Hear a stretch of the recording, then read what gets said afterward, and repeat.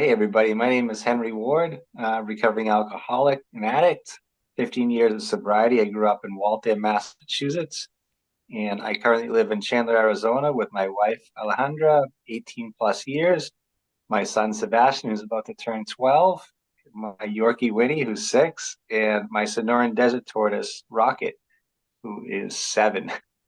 I really enjoy running on the trails. I run on the roads, the treadmill everywhere, but I'm a road runner that prefers to be out in nature in the mountains and on the trails. I'm a chef by trade. I went to culinary arts school back in Massachusetts, and I am a hiking guide on the side. I do a couple other things too. I'm a professional speaker. I've written 3 books. I like to talk about recovery, and I like to talk about running. So this is a pretty good place for me on the podcast. Very good. Well, welcome, Henry. Here we go. From the belly of the Beast Coast, Glastonbury, Connecticut, this is the Cultra Trail Running Podcast. We talk about all the fun shit that happens on the trails that most normal people don't care about. The language we use is f***ing explicit and raw like the trails we run on. So don't listen with your kids! Culture is brought to you by our patrons and supporters, and we are 112% listener supported, and support is good. All right. Well, Henry, thank you for the wonderful introduction there. And welcome to Cultra. Hey, thanks for having me, Art.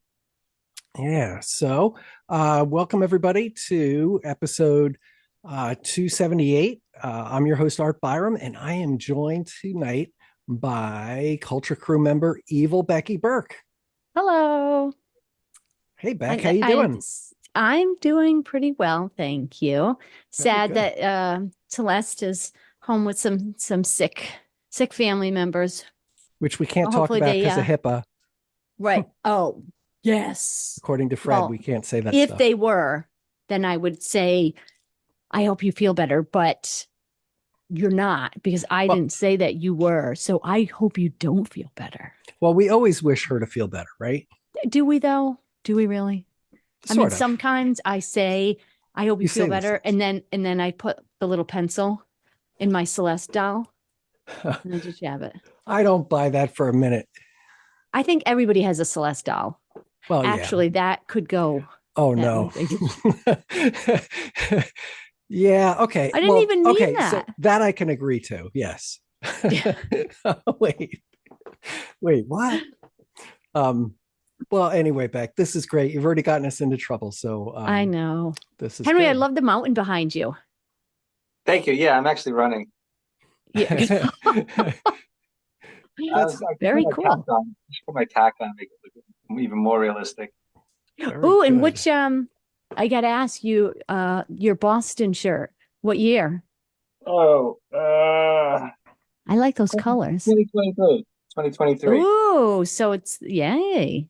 Nice. I like the it's a black, right? It's black like a navy blue with yellow. Oh, okay. Yeah, it's kind of like the sunburst or sort of kind of fades. I feel like there were like a bunch of years where the shirts don't always look all that different, but I feel like for several years, it was like the same blue and the same yellow and the same design, the same everything. And it just had like a different year. And I was like, you got to do something different with the shirt, like have a twinge of a different blue or I don't know. Put the logo on the other side or. Uh-oh. Now that's blasphemy. You can't do that. It is pretty crazy. It is. It is. And we're going to get into the into talking about the Boston Marathon because Henry's actually run Boston more times than we have.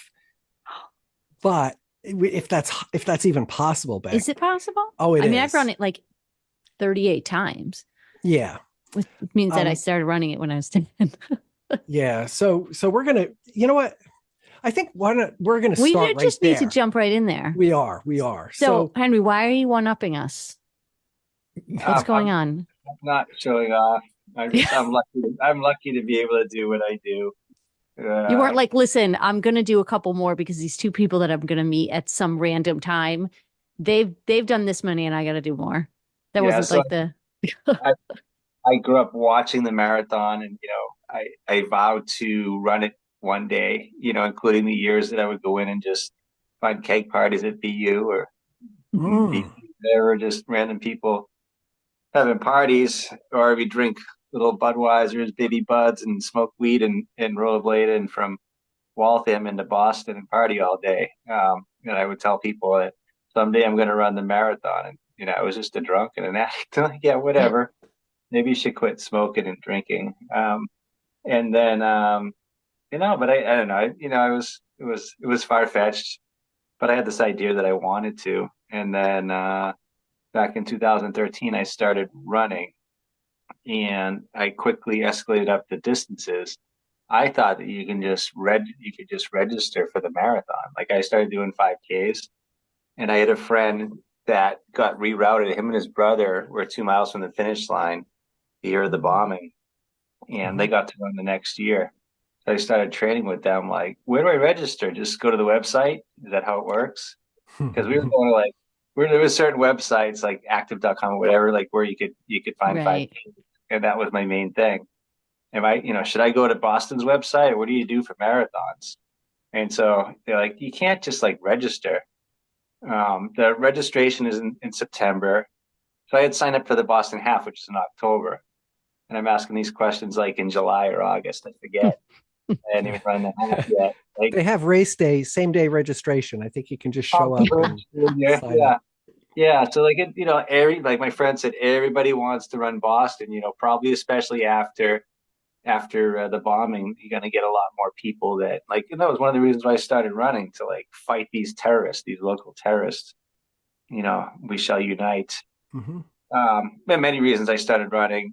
I started feeling older mentally, physically. My son was born in 2012. I kind of wanted to do something to keep up with him, and so I became like this distance walker. And then I had this crazy idea, like if I could run, I can go further and get there faster. So did Yeah. you so your first time at Boston, did you qualify at the half, or did No, you no. do as a fundraiser? Yeah. So okay. So here's so I did the half, and at that point, it was hard, but like I always say, like each distance that I've done, I always thought it would be a little bit harder. Mhm. Not being arrogant or anything like that, but it's been not like I grew up watching the marathon and watching people drag their carcass up the hills and do like people collapsing, cramping up, and I just Mm. thought that happens to the majority That of was the just people. like But a given. besides the elites, yeah, it's gonna happen, between, Mhm. whatever mile. Like people say, oh, you hit the wall at like mile 20. So I'm like waiting for this wall. But yeah, no, so I did the half, and like I had done 15, 16 miles training for the half, and then was running with them that they were training for Boston. So I started doing 18 and 20 miles on my own, and then running with them too. And I always knew I had this endurance gene. And I decided I wanted to do a marathon. So I asked them, and they're like, you can't just register. Like, you have to do like a qualifying marathon. And so I went on the website, and like I had to, like, let's just say September 15th to run a qualifying marathon. It was August. And they're like, you know what? Like, you can run, like my friend ran for a charity. You can apply for a charity when those applications come out in like November, December. So I put a few applications out there, and some of them took like 45 minutes an hour. Like you had to write an essay and like sell yourself and basically say that you would pledge the raise like $10,000. And that's, they weren't really taking anybody that didn't say they were going to raise like $10,000 more. And like 5,000 was the minimum. So I was a little bit not surprised I didn't get in, but disappointed. And I ended up going to the Pittsburgh marathon website. Like I got Run His World magazine, and it was like the marathon edition for the following year for 2014. And I started thumbing through there, and like the second like most ranked popular or whatever they were hyping up marathon was the Pittsburgh Marathon. Like I always wanted to go to Pittsburgh, and that's driving distance, and try to talk my wife into it. And she was like, no, you're not really working that much now, and we'll wait, and maybe next year you can run Boston. We'll figure that out. And so I just went to the website and did like name, address, phone number, email, password, emergency contact, shirt size, and like submit, and the page refreshed, and all of a sudden, congratulations, you're running the Dick's Sporting 2014 Dick's Sporting Good Pittsburgh Marathon for Urban Impact Foundation. Like crap. So I trained with Surprise! them. I got to train with them for like. Hold it. Wait. Let me get this right. So you talked to your wife about it. You asked her, and she said no. And then you went and registered. Did I hear that right? You just put his stuff in there just to see. I was just, how many times we've heard that, Beck, right? How many times I've done that? Where I've been like, oh, I thought you said it was this one that didn't work out in our plans. Shoot. So I got sober in 2008, and that's 2014. It took about 5.5 years to regain her trust, and then I lost it again, right? But anyways, no, we went forward with the plan. I ended up running the marathon in May of 2014 and training with my friends on the course. And so you started training in Boston or in September, and that one was in May.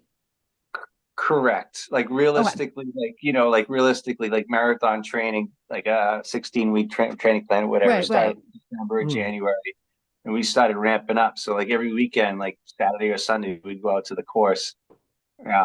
And I just go out and run on the Boston course. On Boston, yeah. Like great. People, you didn't have to bring any water, any food, or anything like that. I couldn't believe like people would eat peanut M&Ms, gummy worms. Yeah.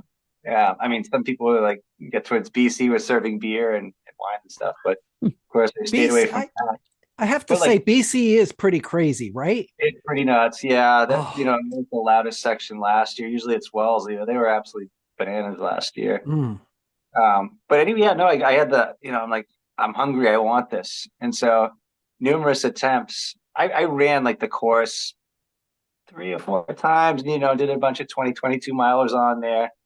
And, this addict was hooked on marathon distance. So I did two the first year.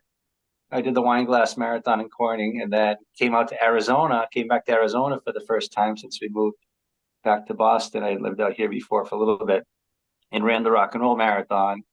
And then I think I did 8 marathons in 2015. So wow. And then I found out about this ultra marathon thing. And like, why would anybody want to do that? Can I just, sorry. So how many marathons did you do before you qualified for Boston? Oh yeah. So I'll get to that. So it took me, sorry. Stand by, Beck. Stand by. I know. Yeah. Patience, Beck. Patience. 2000, October 2nd, my birthday in 2016, we went up to Portland, Maine. Love Portland. We had the whole donut. We had fried clams. We had lobster rolls. We had moon pies. You name it. Like, I don't want to say like crap. Everything like was really, really good, but not like, let's go for some pasta. The healthiest. Traditional, yeah. So, and then I got to the starting line. I'm like, I just don't feel like doing this. Like, I can't believe I'm standing there. Like, it's cold. It's a little bit rainy. I have to run 26.2 miles. It's my birthday. I'm tired. I'm not. And, I said, you know what? If I was home, I probably would. My wife and son might be sleeping. They're here with me. They might be sleeping, and I'd be doing the same thing back home. I'd be going for a long run. Like, I might as well just do it. We're here. I paid for it. And for the first time ever, I didn't put any pressure on myself. I wasn't obsessing like, I need to run, 728 splits across the board. And I'm not going to start off too strong, but I always did. And I just threw the watch out the window. And occasionally I would check in, but I wasn't neurotically looking at my mile splits. And I just ran how I felt and just really was like present. I just enjoyed the marathon.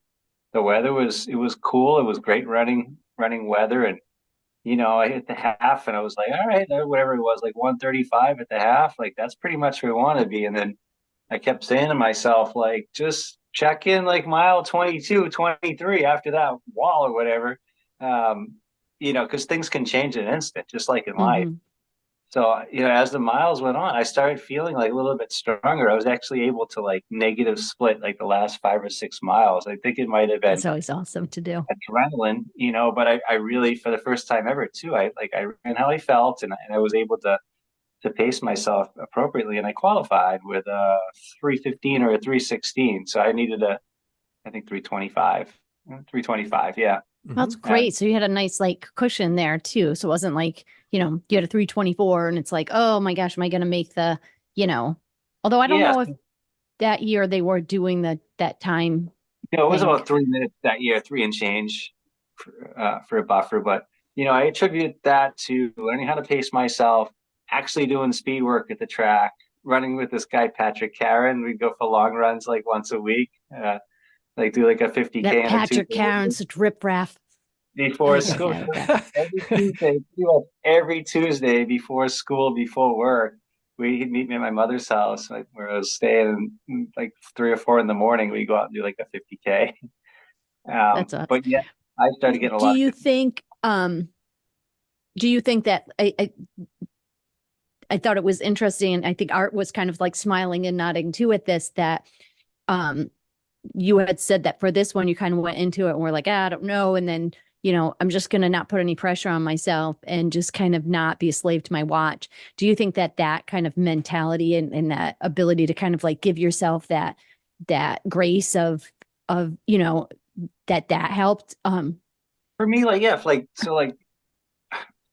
my diet was the same for the most part, except for the fried clams. No, leading up to it, right? The training might have been a little bit better. It was doing, like I said, speed work and getting a lot more long runs. But mentally, like, I think the X factor was like in my head, I wasn't like stressed. Yeah. I didn't feel any stress, and like the whole time, I just kind of enjoyed the marathon and just stayed in that moment. Like, the cliches like run the mile you're on. I was like literally like just running, just letting every step hit the ground and just kind of listening to it for a while. And the miles ticked away. They really did. It wasn't like, oh my God, I have 17 miles to go. I'm a mile now. Are you kidding me? It was nothing like that. I didn't have like that dialogue in my head. Very good. Yeah. So then it was actually 2000. I qualified in 2017. Moved to Arizona in May of 2007. No, qualified in 2016. Yeah. So, anyways, I did the first Boston Marathon quad I had not qualified for Boston, so I did it 2 weeks before, so I wouldn't interfere with the actual marathon. So just to I want to just welcome before we get into the ultra stuff. Hi, Fred. Sorry, I just spoiled welcome it. Fred Marolo. Hey, Fred. Hey, how are you? I'm doing Hi, well. Fred. Good, Fred. How you doing? I'm doing all right.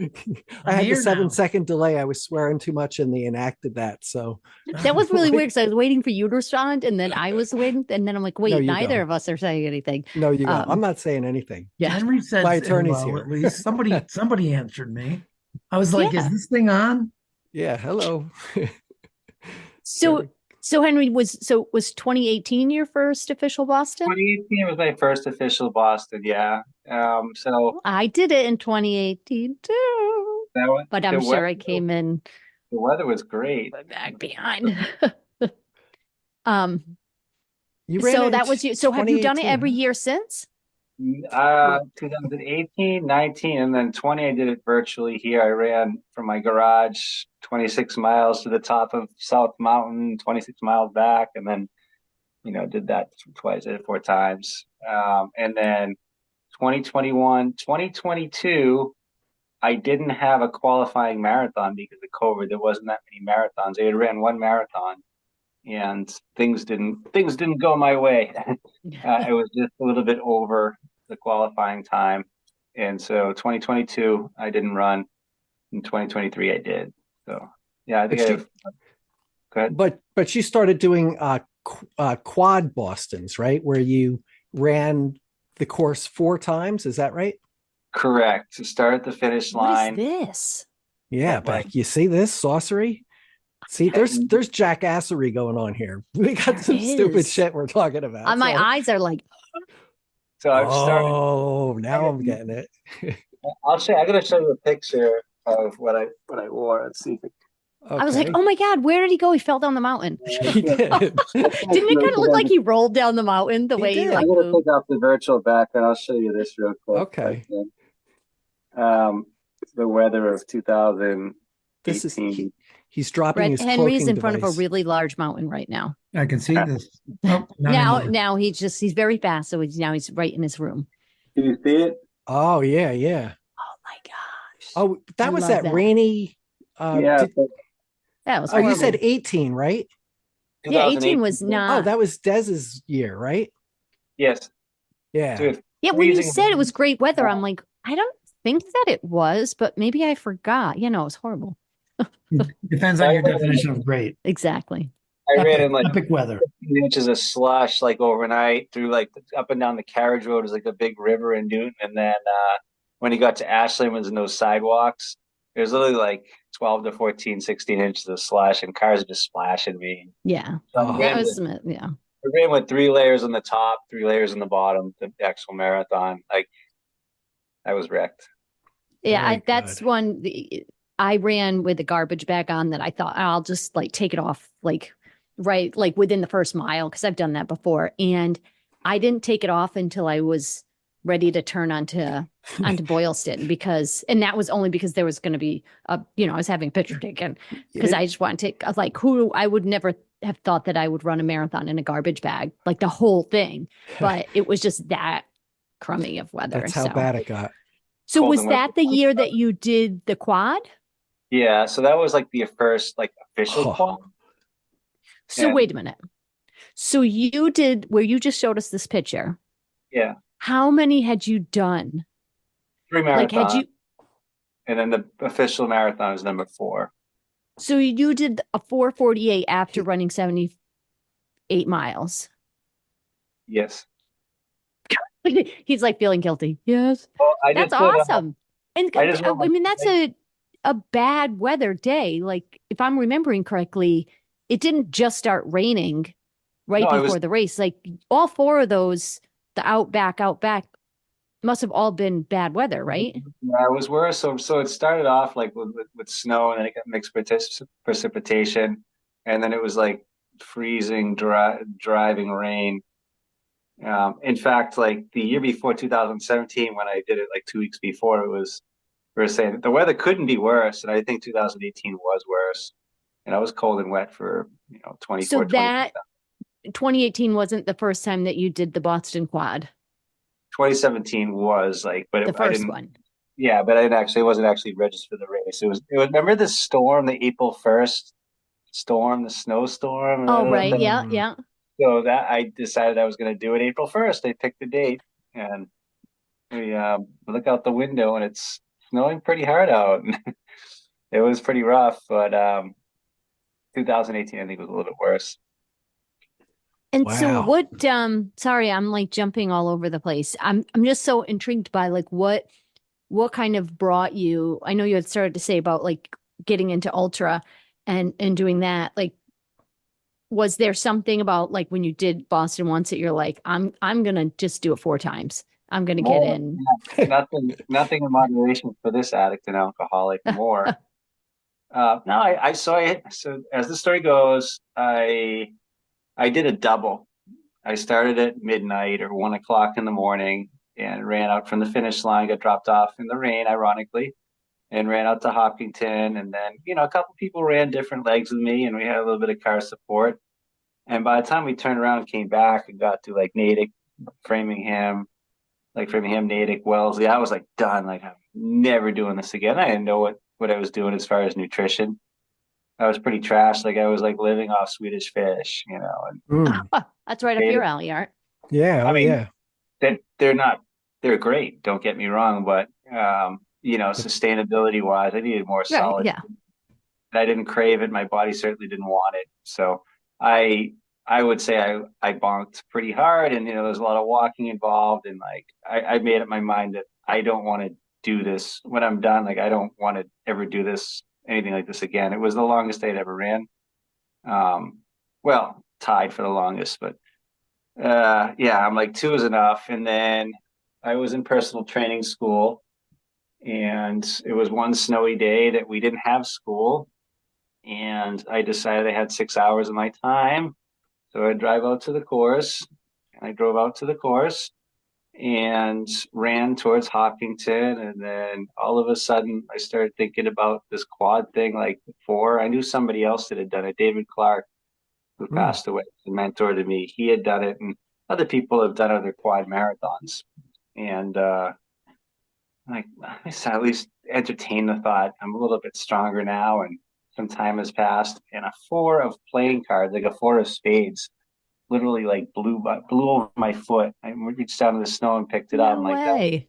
yeah. So I took a That's picture, crazy. and, like posted it on Facebook for accountability. And I said, I'm going to do it. Yeah, you're crazy. And, why not? Like, I feel like I can do it. A lot of it is in the head. I have a little bit more knowledge and I have the desire to do it. And what's the worst thing can happen? Come up short. Like, it's not that big of a deal. But I always believe in progression. I always believe in pushing yourself, and the human body in general is pretty incredible. You can always tell people you always have a little bit more.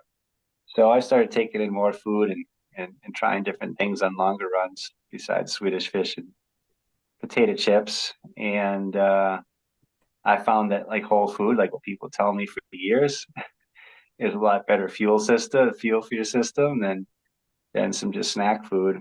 And yeah, I decided to not be stubborn and try different things. And so I started like having like Dunkin' Donuts sandwiches on the fly. Oh, so like the quad thing, like we lived off like croissant sandwiches at Dunkin' Donuts and things like that. There's a Brazilian bakery in Framingham that we like to go to. So like whole food, carbs, but a little bit of meat too. And Well, I said, I can do there's it. such a learning curve to that. I know that just for myself. That was the biggest learning curve for me, was to, determine like what can your stomach handle, what can't it handle, what does it want, what does it not, what should you force versus not force, and I'm not that you should force anything, but We do races out here in Arizona. It's 110, 100. I did a couple races, 112, 115 degrees. And when it's those temperatures, it's pretty difficult to eat when you're moving. But you have to, otherwise difficult to move. Otherwise, you're not moving. you're not moving, you're throwing up and you're done. Like you're just done. Yeah. You quit. But anyways, back to the marathon. I was hooked on the marathon thing and I finally qualified for Boston. So like I need to find a way to maintain I want to do ultras, but I need to maintain my speed. I need to qualify for this every year, make a tradition. Maybe that's we go home, we go back home and visit for a week, make a tradition every April or in COVID in October 21. And even like last year, each year it just seems to become more and more special, more and more people get involved in it. But someone asked me like, what's your favorite race? If you can only do one race, so so I like last year's Boston Quad was, you always think the one that's in most recent memory, but last year's marathon quad and marathon was pretty special. And I said, you know what, like someone asked me again afterwards, and I was like, yeah, if I could. So how many times have you done this quad? For Boston or other marathons? So you did first for Boston. Including like virtually and including in 2017 unofficially, I've done 6 Bostons, and then I just finished last weekend. Not last weekend, the weekend before. So like 8 days ago, I did for all 6 of those. Did you do all? Were those quads like every year? Like you did the, like yes. the. Oh. God. Yeah, and so I've never run like a straight Boston, just 26.2, and then I just found my bib for the Mesa Marathon, and I did the quad. That was 8 days ago, and that's what I ran 3:47. That's awesome. On the 4th marathon, and then So do you always? So is that your thing? Like you always have the official race is your last quarter. The 4th one. Yeah. So Henry, I got to jump in here and tell you that that we do something similar, except that we do it with there's a half marathon that's here. So and so we don't call it the half marathon because we show up. It's a very complicated name that I still don't get. What we do is we run it beforehand, just like you do, and then our last lap of it we do with the race. So we express that it's called the Colchester double half marathons. Perfect. So you can either do a half double half, which is a which Full is 13.1 miles. You can do a double half, which is 26.2. You can do a 1.5 double half, or a double half. So, Which we have not done the double half yet, but now I No, definitely need to do it. I think that Tony Bonanno did the double Of half. course. Oh, he did. Wasn't He it the year did. that he hit his head on the trunk of his car? Yes, and fell on the ice all within 5 minutes. He was like bleeding out of both ends, pretty much. To New York. And then Ross did 100 and he did like 144 or 112. Such a show off Something. that. That's right. He came in. I thought he was just out. Like, he sent a report like 2 days before the race, or a day before, like a while before the race, saying, "Yep, site conditions are a little bit snowy now. There's like 4 inches of snow on the course." And I was like, "Oh, that's cool that he's doing a warm up, this early." But he didn't stop running, so that when we showed up, like a day and a half later, That's awesome. he That was was out so there awesome. cranking. And So do you, Henry, do you do any trail running, or do you strictly road? Or Yeah, I mean, I spend a lot of my time on the trails. Like I said in the intro, I'm a road runner. Like, I'm definitely more efficient on the road, Mhm. faster on the road, and that's where I started. But my heart's on the trails. I like just disconnecting and seeing what's out there in nature, exploring and running up and down the hills. Yeah, I spend So most of my time can on I trails. ask a question, and I ask Art this too, and certainly I can ask you, Fred, but I'm just, when you said that, it just made, it's just something that struck a chord with me. And as you had said before, as you're, a recovering addict. And I think that, having that like kind of addictive type of personality, which I'm not a recovering addict, but I absolutely have a very addictive personality, and I get very obsessive over things. I wonder, is that like that appreciation of kind of like being out in nature, like you were just saying, and that kind of like taking all of that in, do you feel like that has anything to do with kind of like that need to kind of be within yourself, and kind of be in the moment? And as I feel like certain people can appreciate that at a different level, and really like seek that time out. And I know for me, I seek that out, and it calms me down greatly.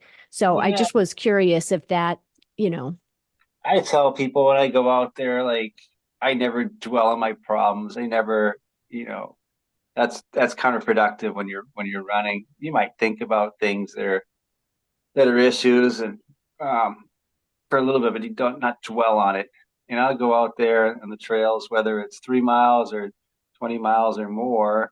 And when I come back, my problems always seem smaller. They seem a lot more manageable. And so do you feel like when because that happens with me too, and I think it's one for me, and I think this is what you're saying as well, is that especially when I'm out in the woods, everything is quieter. So there's not all that chatter and the worrying about different things or obsessing about things. It's just a very like mindful quiet, where I'm not thinking about my issues or problems, or, what I did right or wrong and stuff. And so it's definitely that is that mindful. peace.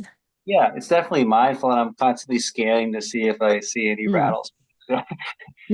No, coyotes, like, you never know what you see in an adventure, and I'm always looking. Like, people say, "How did you see that?" Like, I don't have great eyesight, but I have the idea in my head that there's something out there and I need to see it. Whether it's a heart-shaped rock or a lizard or a snake or a coyote, whatever it is, or a bird from above. I'm a professional hiking guide too, so it's important to point these things out. For good tips. No, to give people the best experience as possible. But also for me, like, it's just like it's just that adventure, just scanning and scanning and scanning. It kind of helps you kind of just be in the moment, and just and be present and see what's out there. Like, before, when I used to run, like, especially on the roads, like, when I first started running, whether it was myself or I pushed my son in the stroller, I needed to be under an 8-minute mile. I needed to qualify for Boston. And what was happening is I wasn't getting any faster.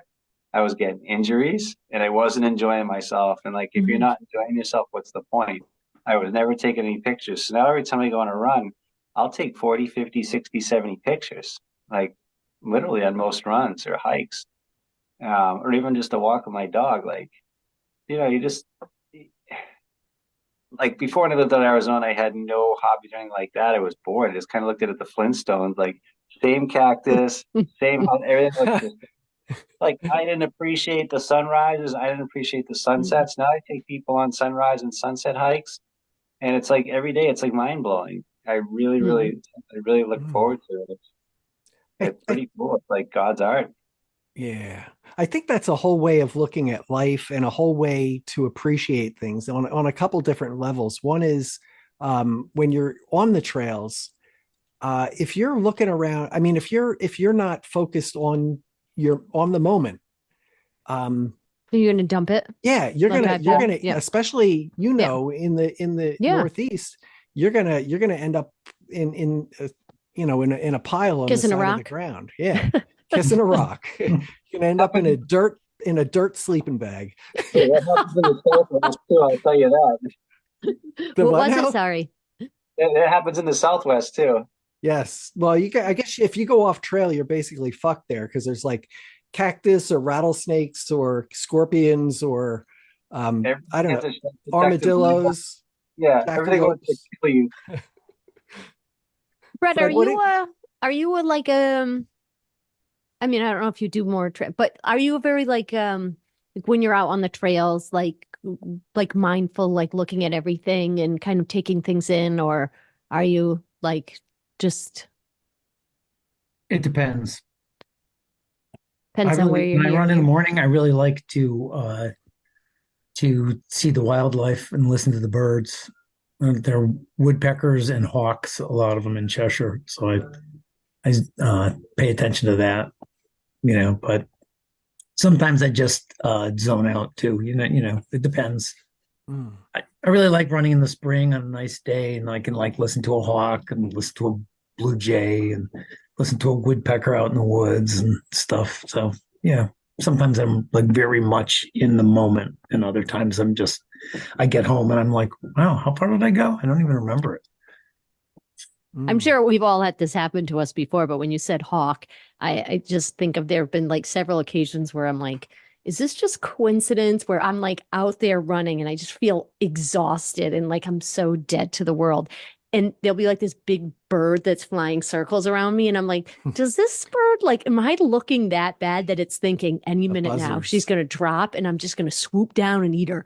Like, like when they're like circling they're like waiting for the animal to die. Like, I'm like, gosh, That's they just keep circling me. What is going on? Is there like some message like this lady, she's hurting. Let's give her 5 more Smell minutes, of half death, a Becky. mile. It's the smell of death. That's it. I've definitely had that. So, oh my gosh. Wow. So that's great to do a quad, to do the quad. I Now, love that how many idea. people have you gotten to do that? Like other people, because I know that there's a big crew that runs at least a double, right? Like there's a pretty Yeah, big crew. yeah. There's a decent amount of people for different marathons, but especially Boston. Mhm. Uh, there's also that bike ride, the midnight bike ride, which is pretty cool. So when I'm doing the third marathon, I got all these like tripped out bikes with lights coming at me. But yeah, Oh, awesome. I'll see people running, and you typically, I'm going uphill, they're going uphill, and hey, how's it going? Like sometimes we'll exchange pleasantries, and I'll ask them if they're doing the double. And a couple of Do times people are you like, oh, you're the oh, quad guy. sorry. It's okay. They're like, yeah, you're the quad guy, and strike up a conversation. Yeah. Do they when you first started doing it, I mean, I'm assuming now like you probably have it like down pat, but like when you first started doing that, how were you able to kind of determine like how soon to start and how much you needed? Because you don't know if maybe on my second one, I'm just gonna like be really slow, and then the third one I'm gonna be really fast, and then to make sure that you're at the starting line for the Yeah, actual marathon in time to start it. I always want to get to the starting line or the general area, like with 2 or 3 miles, 2 or 3 hours to go. So there's no stress, Oh, right? And then I can stretch. I can like eat properly. Like 2018 and 19, I went to there was an old school, but right behind like One Ash Street in Hopkinton, where they staged the volunteers, like the multi-purpose from the gym, like the black and white tile floor, and Right. yeah, they had like Dunkin' Donuts and bagels and bananas for them, and it was cold and wet. They're like, yeah, come right in. So I put my stuff like right near those metal radiators, like those old school Oh radiators. yeah, Where I can I love picture those. those. Sat on the hard floor, but I was grateful to get off my feet. I changed my socks and that type of thing and ate and just stretched out. And then That's like so great that you get there that much early. Cause I was thinking when you were saying 2 to 3, I thought you were going to say minutes. And I was all ready to be like, yep, that's exactly like me. Because we have been known to get to the starting line. And this is just for a half for the Colchester, where he's trying to roll up the starting mat. And we're like, wait, we're coming. And he's like, you guys. And we're like, we've been here since 4:00 this morning. Is our fourth. This is we're our fourth just, lap. yeah. At the end of the day, if I don't get to the starting line on time, like my race doesn't start to like cross the mat, right? So my bib, Right. like, Yeah. but, yeah, no, so the Mesa Marathon Arizona, 2 years ago, I stayed at someone's house at mile 9. So they picked me up like on the course, brought me to their house and dropped me off like where I got picked up in the morning of. I had to go 9.5 miles uphill, and I had 2 hours to do it before the marathon. So like I just miscalculated. Like I was thinking it was 3.5 or something. And yeah, I had to run instead of like power hike it. That's And tough. I got there like with 20 minutes to spare. This year I stayed at that person's house too, and I completed the 3 marathons. Just the dynamic was different. The expo, I went to the expo first and started later. And this time I started and just kind of ran through that. I went to the expo after 2 marathons. So I had to wait till like 10 a.m. for the expo to open or whatever. I ended up starting at 11. This time I started.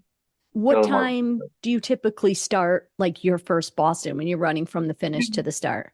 At noon on Sunday. I've always started at noon. Oh, okay. And then do you rest at all in between each loop, or like do you have like this game plan of like after each loop I'm gonna do whatever, maybe do some push-ups, maybe do some burpees? Yeah, I usually do 1,000 burpees like after each. That's the way to do it. Yeah. Yeah, I eat like 10 tacos and then I kick my heels and I keep going. No, I'll stop. Like a lot of people run different stretches with me. 3 miles, half marathon, full marathon, whatever. And it would stop, take pictures, really like enjoy the moments, build memories. My cousins live on Comm Ave, so I stop there. And the fire station on Comm Ave in the turn going to Wellesley and Newton. I know some of the guys there, so they always let me use that as an aid station. So I've crashed awesome. there. Yeah, I propped up a couple chairs and had like a little cot in there one year and slept for 20 minutes. Yeah, just hey, wake me up in 20 minutes.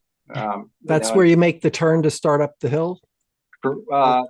You're saying in Newton, or backwards going towards Wellesley. Yeah. Oh Wellesley, yeah. Past Woodland. So yeah, so I have a little room in there that they let me use, stash my extra stuff, so I don't have to carry it. Get off my feet for a little bit as needed. Change socks, change shoes, whatever. And then if we need to, like we've gone into like the Dunkin' Donuts or whatever, just gotten off our feet for a little bit, gotten out of the elements. We used for the 2017, 2018, we used the hand dryers in Dunkin' Donuts. We'd stop at every single one and dry out our gloves and our hats and try to get the circulation back in the fingers so we could operate cell phones or open up goo packets. Like my hands are pretty numb, but yeah, no, stop as needed. But the idea is, 5 hours per marathon, and usually the ones going backwards or uphill take a little bit longer.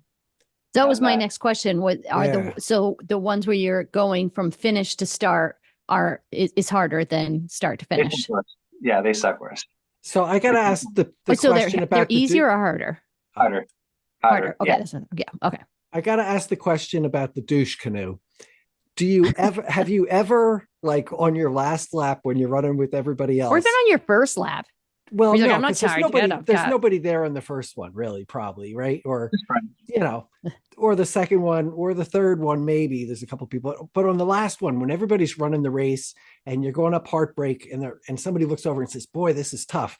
or And you we say, can make yeah, it. And you're like, this seems like the toughest, like out of the 4 times that I'm doing this seems to be the most difficult. But you should have seen it at 1 o'clock in the morning when it was snowing. That was pretty bad then. This yeah, isn't so don't you bad. want to like tell people like, or do you sometimes like get in the canoe and just kind of paddle up that Heartbreak. Heartbreak Hill? I'm just going on adrenaline at that point. That's where I'm going to see all my friends and my family, and I know that. Yeah. Like I pass by the So you're fire so station. good. Well, like honestly, that I know where people are going to be. Like there's the running group I used to run with, family, friends, almost all the people that I know, like close to me, are going to be in that 3 mile Yeah. section. And I know exactly where they're going to be standing, so it's something that I look forward to. Like I always want to Mm. leave something in the tank for that. Like just get me to the fire station. As soon as I turn the corner, I'm going to start seeing people, and So that's what I'm thinking. what groups did you or are you a part of there? Have you been? Do you know there? I mean, I mostly ran with the Waltham Trail Runners, and they Mm-hmm. ran with us too. But it was a large group of people that we had group runs 3 or 4 days or nights a week. I ran with them quite a bit. So yeah, I don't know. I'd say 20, 30 of them, Mm-hmm. and then my family, my extended family, my nieces, nephews, and then just close friends. They'll all be kind of in the same area. Yeah, it's such a traditional race. I mean, every time that you run, you see the same people in the same spots, and quite often, you get. I always felt like I got to know, like, okay, where's the person next to the Rosie sign, and different people have certain types of parties, and the guys at BU jumping out in the road, and like, if God forbid that you start to even slow down a little bit, or somebody's just going to come out and get in your face and like, come on, get going, you can do it. The game gets down to Fenway. Like I Oh always yeah, say, when I pass by the Sitco sign at mile 1, because I started at the finish line, yep, just like everything I say, I only have to see that 3 more times. But the last time I see that, it means I have a mile to go. yeah. So each time we pass by that, it's even when I just go into Boston to town or see it driving by, like it reminds me of Yes. being on the course. Yeah, I think seeing that sign from the top of Heartbreak is that sucks because you see it like you must see it like you got to be like 4 miles away from the sign or something. It But even seems. like You're like, oh my even God, I'm here. when you're about to pass Fenway, you still it's like you're chasing the carrot. It still doesn't seem like it's getting close, and you got to go over Yes, the over that bridge. hill. That's a tough part of the course. I always think like coming down Heartbreak. Like if you have your legs, it's you couldn't be in a better place in the world if you have Yeah, solid legs coming over yeah, the top of that. But if you don't, it's pretty scary. yeah. You can definitely blow up, and then when you go past Brookline, you hit the flats, your legs could be Mm, trashed. Like yep. if you hit too hard. Yeah. Jeez. So Fred, now Fred, do you have any questions? What's going on? What's going on? Yeah. I thought it's your turn. Your witness, Fred. You have any Oh, questions, my counselor? witness. I think it was BC you were talking about when you said BU. Did I You're too say kind, Fred. You're talking about the top of when you're coming up Heartbreak and you get at no? the top and all the BC kids are drunk and they're yelling at you. Um, I thought it was BU at one point too, not at top of Heartbreak, but somewhere. Close to Fenway. Yeah. It's really close in. BU is like near the end, Yeah. right? I thought you were Okay. talking about all the drunk It's kids that been are for me. there. It's been a while. I haven't been there since now. It's been since I think Cleveland, 2016 was my last one. So Cleveland Circle stuff. It's rather yes, decent. Yeah. that's where my kids waited to see me, and my wife was there with the kids, and daddy's coming, he'll be here soon, and they're all there, and then my kids are like, oh, let's run around this tree one time.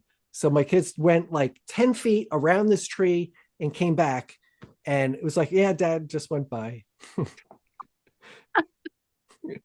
And I'm like, oh, this is great. I'm glad we came out, and that was 2007 where it was like windy and rainy and Oh, everything. That was the yes, year that that we was all three of us ran it we that all year. ran it that year. Yeah. Yeah. And we had Des Linden on the show, and we discovered that all four of us ran that race that year. So And at one point in time, we were all like battling it was for the yes. same, we were at the Porta same John. pace. Oh, And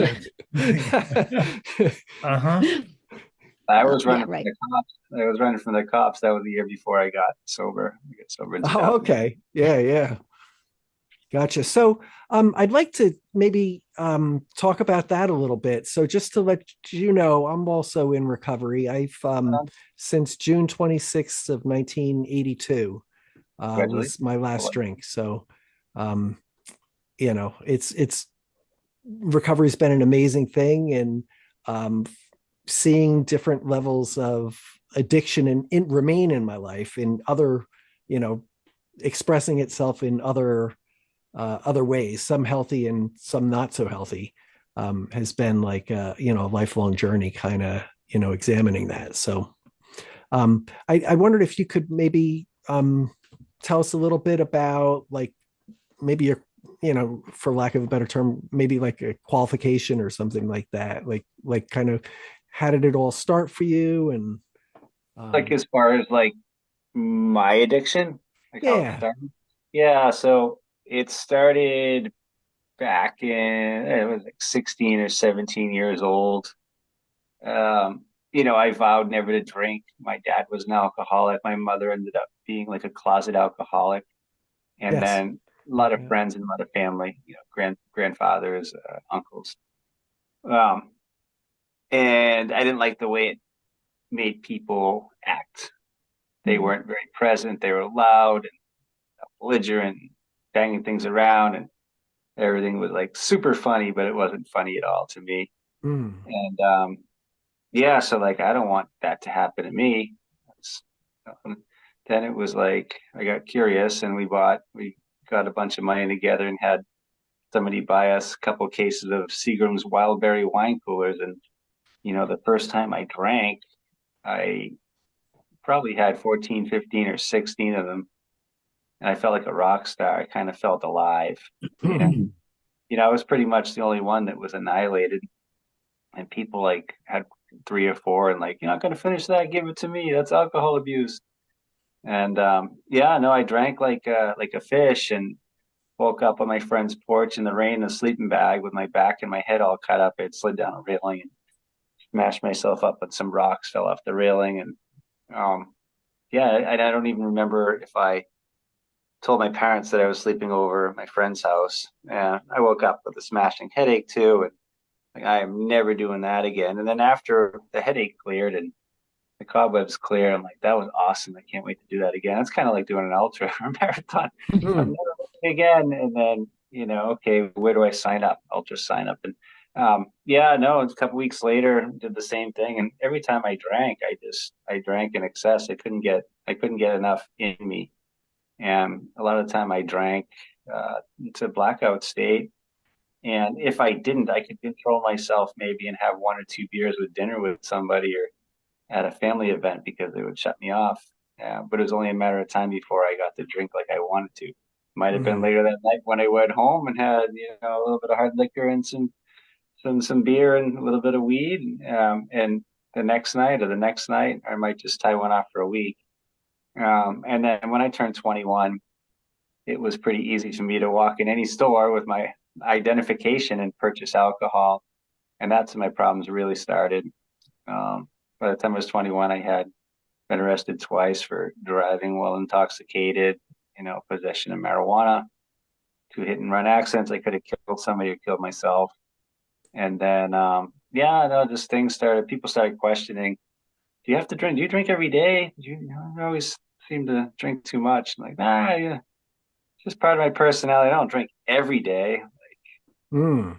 Just days that ends in Y, something like And I'm that. not bothering anybody, I'm not bothering anybody. Like, so my family and people that are close to me, and they're looking at me like, you sure you don't have a problem? And deep down inside, I really knew that I did. Um, I was going to the liquor store. It was almost like I was on autopilot. I was going almost every day or sometimes twice a day. I'd go after work and like I'd get in my car, be driving home, and like I don't even remember going to the store. It was just so automatic. Mm. So yeah, so I spent a lot of time. I started spending a lot of time alone, and I started drinking a lot alone, and that's really when my alcohol took it to a different level too. And I needed some sort of a change, so I was going to the gym and for a little while and doing a little bit better, and I started rewarding myself with alcohol, and I'd smoke weed before the gym and started getting shitty workouts. Go figure. And then I knew I needed to grow up, get out of my parents' house. So I decided to go to culinary art school, which was a good decision. And I figured, I'd get like an executive chef job and make lots of money and, maybe be on TV or something. But I found in the industry, alcohol is prevalent, drugs is prevalent. I was Mm. just going to ask about that because is that partially just the kind of schedule that being It's, being a chef, like working very long hours, working at night. and people unwind. They'll do their paperwork, or like if you're in a restaurant, you go to the bar afterwards. Everybody meets in the bar and just kind of hangs out, or goes to someone's house, or just goes home, or just picks up a 6-pack and drives home, drinking the beer, smoking weed. Yeah, so I started reading Anthony Bourdain's Kitchen Confidential, and it talks about the alcohol, the drugs, the womanizing, the divorce rate of chefs like 85%, the long hours and everything else, the crime. It's all true for the most part. I figured, well, maybe this is destiny. This is what I'm supposed to be, and so I just kind of caved in. I did pretty well in culinary school. I could have done better, obviously, like if I had a clear head, but I did pretty well and had some jobs and kept screwing up. I ended up getting another head-on collision. Like there was a trend. That's 3 head-on collisions, 3 DUIs, and Oof. I decided that I was going to move to Arizona. I came out for vacation to see the Cardinals play the Patriots, and I really enjoyed it out here. And then came back, and I started looking on like Yahoo Personals, saying, "Oh, what's this?" I didn't even know what it was. It was new to the internet in 2004. And then I saw that it was like meet couples in your area. So I decided I was going to try to connect with somebody in Arizona. And I met a woman like a month before, and like we talked and emailed every day. And we really hit it off. When I came out here, I felt that I didn't have anything to talk to her about. Like we had already talked, she already knew a lot of my life, and I knew a lot of hers. And there wasn't much to talk about. There was no spark. But this other woman had written me this long email. When I came home, I read it, and that woman became my girlfriend and kind of helped the move. And she's now my wife. Mm. And so I made the decision to move out. Ironically, on the same day of my sobriety, November 17th, 2004, moved out to Arizona, and we went out. And I wasn't drinking. I was going to drink. I had a clear head. Went out there, 3 days sobriety, and we went out for dinner. And she said, "Do you want to get some wine?" And so I said, "All right, well, sure. I can have 1 to 2 glasses. I can control my drinking."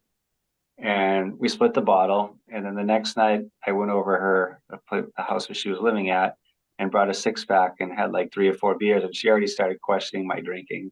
Mm. Like, "You have another beer?" Like, "Well, it's only 4 beers. I'm kind of on vacation mode." And then, like a week went on. I actually moved in there after a week. An opportunity came up, and we talked about not skipping any steps. And all right, well, maybe living with her, she doesn't really like drinking. It seems maybe I'll be able to not drink or drink that much. I'll be able to control my drinking, and I ease. She started saying like, "Why are you drinking today?" Like, "Oh, there's a basketball game on. The Suns are on.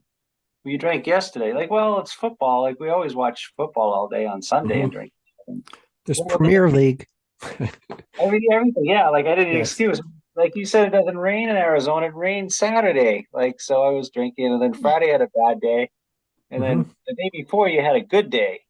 And the day before that, I think there was a basketball game on. Like it seems like I'm just on vacation mode, so I would back off, and then a couple times, I was caught red-handed, like passed out on the kitchen floor. I hit my head. There's a bottle of tequila just next to me on the ground. Like she almost called 911, and so every time like episodes like that would happen, I'd back off, and like I didn't want to lose her, and I did want to get sober. I just my ego was in the way, and maybe I wasn't ready. So, Mm. speed up to 2008, the highlight of my culinary career, I accepted a short-term assignment for 4 months to be a chef at the 2008 Beijing Olympic Game project, and was out there, and I was supposed to be sober, going to family counseling, and I was going to meetings, but I kind of had one foot in the door, one foot out the door. I was just pencil whipping. I was saying all the right things, and yeah. Long story short, as soon as I got on the airplane, I wasn't doing any program. I wasn't doing anything. I was bullshitting myself, bullshitting everybody else. Mm. And I drank, and then a couple of days after being over there, she found out. She said, enjoy yourself, learn a lot, but when you come back, you have to be sober forever, or I'm leaving, and I'm serious. So I came back, everything was good, and then we a month later we were honored like by the company I work for dinner in Orlando, Florida, and my wife traveled to Orlando also. She never traveled for work, and she wanted to connect. So after 2 or 3 phone calls and me going, well, in a little bit they're doing like a cocktail hour, but I'm having Sprite. They're doing something else, some other like cocktail thing, but I'm not drinking. And I started repeating myself, and she knew. And she's like, "Don't call me anymore. Don't text me. We'll talk when we get home." And I said texting her and calling her, and I'd get madder and madder, and I was blaming her. So of course I was triple fisted and made an ass of myself. Don't even know how I got home, and then I tore it up. Like tell people I didn't want to. I wasn't suicidal, but I didn't want to live. I thought my Mm. life, I knew it was over. She was gone, and I totally screwed up. And yeah, so for like 2 or 3 days, I drank like a fish, and I had to go out and get more booze because I was out, and I was so shaky and weak. I kept falling down, passing out, blacking out. I don't remember hardly anything. I just remember telling my dog, Lucy, I'm really, really sick. Daddy's really sick. And I remember going in the shower, like, all right, I got to put together a plan. I need to let the water on me, get rid of the cold sweats, wake up, get a little bit of clarity. I remember praying to God, like, God, I don't want to be like this anymore. I don't want to die. And like crocodile tears coming down. And I just kept telling God, like, please, I've prayed for all the wrong reasons. Like, praying for the judge to let me off easy, that type of stuff. Praying that I'll pass the test, praying for $1 million. But I'm like, this time I'm serious. Like, I don't want to be this way anymore. Send me an angel, send me somebody. I'm scared. And I just didn't want to call anybody.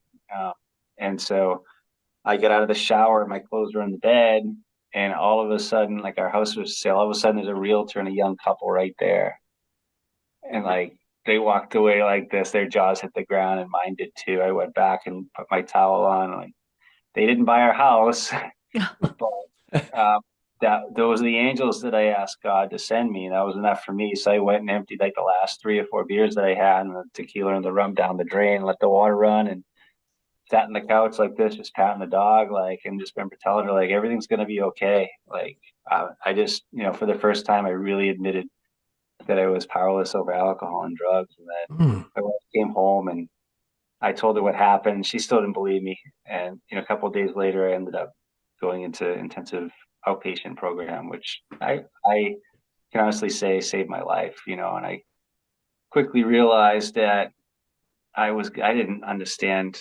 Like I went to like an outpatient program before, but the court made me do it, and I didn't even take it seriously. I didn't even know it was a program until it was like halfway through this program. Like, oh yeah, that was like alcohol education or something. I took it really seriously, and I didn't realize that I was going to be doing so much work on myself, and it was like a forever thing. Um, I learned a lot, learned how to deal with all my emotions, happiness, sadness, all the ones I suppressed for like 22 years. Um, yeah, and then miracles happened. We ended up moving back to Massachusetts, lived there for almost 9 years, and found a whole new group of friends. And I found that in the running community, there was a bunch of people that were in recovery. Like Mhm. my friend Randy, the one that I was training on with Boston with, he saw me at one of the 5Ks. It was like the fifth time I ever ran. He pulls up in a truck and like, Henry Ward, what are you doing, guy? And going down to the race, I signed up for the 5K there. See, I'm running too, and like so I met him there. He pulled me at the start line. We start shooting the breeze. He's like, I'm running Boston. Da da da da. He's like, I quit drinking like 5 years ago, and like running really helps me. I'm like, holy crap, like I quit drinking too, and like we exchanged numbers, and like honestly, like this community that I caused a lot of damage to, and also my reputation, accepted me back like with open arms. Mm. Um, I found that the running community, like everybody runs for different reasons, but a lot of the reasons are mental health. It could be weight loss, but a lot of people like depression, anxiety, addiction. Uh, I found that was very common. So I fit right in. Yeah, absolutely do. Yeah. That's thank you for sharing your story there. That a lot of that I can identify with. The same thing. My father was an active alcoholic, and I knew that I didn't want to be an alcoholic. And had the best example and every reason in the world not to become one. And yet there I was. I fell into it hard. Um, so uh, now, once you got sober, though, yeah, then it was a little bit before you actually started the running, and then that kind of added kind of a new dimension. Would you say to your recovery, or just like an added thing? I know that running's not therapy in a sense, but it certainly makes it can change our mental state, and it can it can definitely help us, I think, or for me at least. I'm talking to my friend. I don't know if you know Pete Kostelnik. He Mm-hmm. moved out here. He's got a couple of world records and stuff. So Sure. we'd run and talk, and I'd pick his brain. And one time he said, like I don't know why I'm never doing one of these crazy things again. He's laughing. He said, why do you do it? He's like, when you do things that are hard, do we do hard things to make it makes life easier? That Yeah. kind of makes sense. It does. Like, there's a lot of similarities, analogies with life. Like you hit these like really rough patches in races, and like I can go back to the 22 years of suffering. I had much more difficult time some days, some nights. I can get through this little foot pain, or this quad pain, or this knee pain, or Mm. whatever. And then like life now, like life's really freaking hard for everybody. Everybody's got problems and issues, and things come up, and seems overwhelming at time, but like, I made it this far. Might as well keep going. I got through those other hard times, and half the ones I don't even remember. Mm. Yeah, there's Um, definitely something about doing, like you said, doing hard things. I think it's you know, I was listening to another podcast today, one that I don't know if you ever listen to Rich Roll, but he had a guest on, and I forget, obviously he's in recovery as well. He had somebody on that was talking about doing hard things in life, and what that means to us, because evolutionary, ever since, humans were on the planet, most of the time by design, we've been forced to do hard things. So we're hardwired to do hard things. We don't have our food handed to us, except these days, right? So we have all these hard things that we had to do, and you go hungry day after day, and then all of a sudden you find the food, and you conquer that, and you get that shot of it. You get reinforcement from that, and you feel really good about that. These days we have all the food that we could possibly ever all the food that we could ever want to eat, and a lot of the perils of life have gone away, but we kind of self-adjust and find that discomfort in basic life, so that now we're forced to do difficult things to kind of, their theory was to kind of recreate that condition that we had back when, and that but we still do feel that that real sense of accomplishment and satisfaction from doing it. It's not like like pulling like a what is it, a one-armed bandit in the casino there. It's not like using a slot machine, where there's no satisfaction in that at all. It's just pure pleasure. Like, you get the shot of adrenaline, and then that's gone, and you're hitting it the next time. And then by the time you're done, you're in trouble. Or social media, or, a whole bunch of other things. Running is one of those things it puts you in a different state of mind, because it is difficult, and because it challenges us, and it keeps us present. Like, we're not able to I don't know. We're not able to go too far away from where we are. Otherwise, we're going to fall on our face, Yeah. in a lot of ways. And you need to, just like anything, you need to recover properly. And Mhm. if you can recover properly from a big event or a crisis in life, it makes you stronger Yeah. mentally, physically, and spiritually. And it's you just build up that momentum. Each time you do something, you get a little bit more stronger, Mm. more well-rounded. Yeah.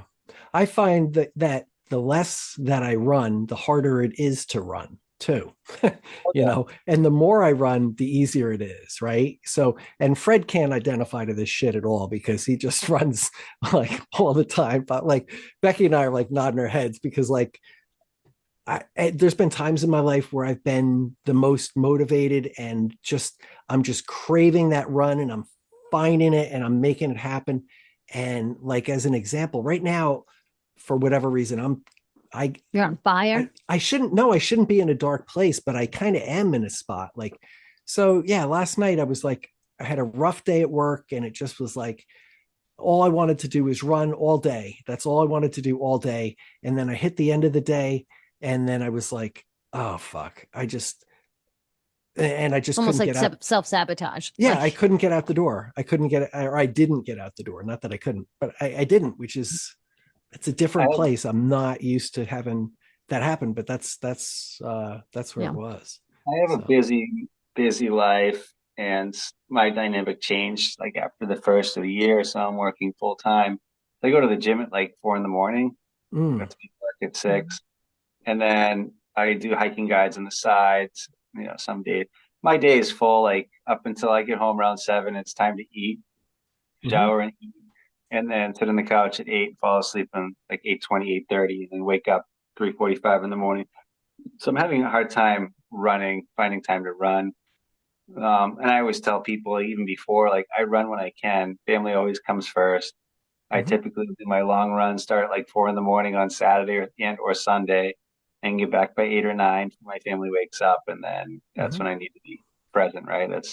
And so you That's have my life. kids and stuff. Like how old are your kids? Or My son Sebastian is going to be 12 in March next month. yeah, yeah, yeah. Oh. Yeah, That's so that's my great. world. My wife, my son. Yeah, yeah. Do you find that eh, or have you found since, starting to run and being in recovery, are there times when you feel like you kind of get that like addictive quality towards like the running where you're like, okay, wait a minute. Like I'm, Mm, like, cause I know that I've done that where I'm like, okay, now I'm actually taking the fun out of this. Cause I'm getting like, I'm getting obsessive over, I've switched being obsessive over this and instead I'm obsessed over that. Um, Yeah. I mean, I guess I probably went through phases or maybe even years, like in the earlier days. Like I wanted to do all these bucket races the first 4 or 5 years. First it was 5Ks, and then it was marathons, and then it was ultra marathon and marathon. And then once I moved to Arizona, like just I don't know, just life changed. My son started getting older. He was 6, and I spent a lot of time with him, and I was working a lot, and the desire to race kind of faded a little bit. It's always like you only have so much time, and I always find that like when I'm obsessing over something, like it's not good. hmm, Like I really want to do this. I want to do this. I want to do this. I want to do this. It's not good. Um, so I've learned to kind of back off a little bit and put it down. mm, I don't. I do maybe 5 or 6 races a year. That's it, and I mhm. might run once a week for various reasons. I ran the longest run. I got COVID in late July, early August, and I did Javelina 100 race out here, which is I oh, think it was wow. the 29th of October. The Sure. Yeah. longest the longest run, just because of life recovery from COVID, and then just life getting in the way, and then kind of really losing my fire for a little bit, um, and a little bit of fitness. Maybe that's why I lost my fire. But and then the heat out here, we had an extremely hot summer. Um, the longest run I got in for Javelina 100 was 12 miles. Wow. Yeah, and then after that, I don't know. I got the fire back a little bit and just ran what I could. And then all of a sudden it was like, oh shit, I ran the Buckeye Marathon. The idea was to qualify for Boston for that. And that was January 8th. And so I was doing like speed work. I started just like, how can I make the best use of my time? So I was doing track work on Wednesdays, and Mondays and Fridays I do like 20-minute intervals on the treadmill Mm-hmm. at the gym. I was going to the gym every morning, like I can do 20 minutes. So I did. I really focused on speed, and then I did qualify. And then I didn't. I hurt my calf. I thought I ruptured my Achilles. And then I ran the Rock and Roll Marathon the following week, the following Sunday. And rehab. All I did was spend an hour or so a day, sometimes a little bit more, trying to fix my calf. And I went to PT real quick. This place called Arizona Biomechanics, and they worked on it, and I was okay for the half marathon. It wasn't a race. I ran it, did well, no issues. And then I think I might have run once the week after that, and then I ran with some of my friends out here. Like I told them, they were training to do like a sub 3 Mesa Marathon. A lot of them, Mm-hmm. they were following the training plan, and they were training for 16 weeks. And I said I would get a run in with them before the marathon. So a week before the marathon, we were supposed to do kind of an easy run, and we ended up doing like 7:30, 7:45, whatever. They did a little bit faster. I found myself trying to catch up to them, and I injured my. Well, actually, I'm sorry. I hurt my leg trying to ski the weekend before in Flagstaff, and Mm. so I didn't run all week. It felt better, and I went to run with them. It was fine. Then towards the end of the run, it started bothering me again. So I found myself back at Arizona Biomechanics, and I went for acupuncture. Didn't run all week, and then did the quad thing um, with no issues. But the point is, I don't follow a training plan. I might run once a week. I might run twice a week. I might run 7 times a week, depending on how much time I have. Gotcha. Yeah. Um, So I do you live do you live part-time in Arizona and part-time in Boston? No. I typically go once a year, like for the marathon. Last year, I ended up going to Boston for various reasons 4 times. So you live in Arizona, but you come to Boston, and you Correct. used to live in Boston. he So I lived commutes. there for the first 34 years. Yeah, I just go out there for group runs. No, I lived there for 34 years, and then in 2004, I moved out to Arizona and lived out here until 2009, and then moved back to Boston, and then lived out there till 2016, and I've been here ever since. So, And here oh, I'm is sorry. Go ahead, in back in Arizona. Chandler, Arizona, yes. Okay. All right. Yeah. No, here in the other room. Yeah. The calls are coming from inside We're next door neighbors. You saw the mountain. Can I borrow some Fun. sugar? So, Henry, could you tell us a little bit about running without the devil and some of you've done some some there's a couple different service aspects to your running as well, and I'd like to get into those a little bit. Could you maybe tell us some about that? I used to run for another foundation called Runwell, and they help people with addiction kind of afford treatment, kind of a scholarship program, and they encourage running and fitness as part of the recovery.